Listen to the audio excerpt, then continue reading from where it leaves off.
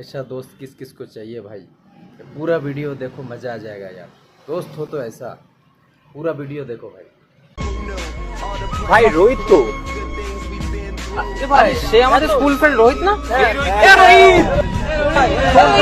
রোহিত শুনছে ভাই?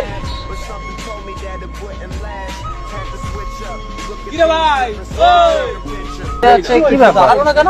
হ্যাঁ কেমন হয়ে গেছে? ফলো করেন আমাদের। গ্রুপে মেসেজও করে না। চল তো দেখি।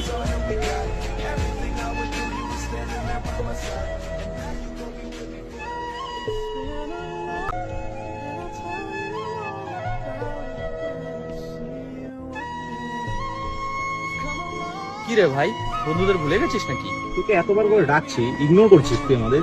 সেই স্কুল লাইফ থেকে আমরা সবাই একসাথে রয়েছি। রিসেন্ট 1-2 বছর ধরে তুই কোনো কন্ট্যাক্ট রাখছিস না। ফোন করলে ফোনও ধরিস না, ব্যাপারটা কি তো? ইভেন আমাদের হোয়াটসঅ্যাপ গ্রুপ থেকেও লিভ করে নিয়েছে। না ভাই তেমন কিছু না, ওকে একটা ভাড়া ছিল তো সেই কারণে তাড়াহুড়ো করে বেরিয়ে গেলাম। একদম মিথ্যা বলিস না, হ্যাঁ?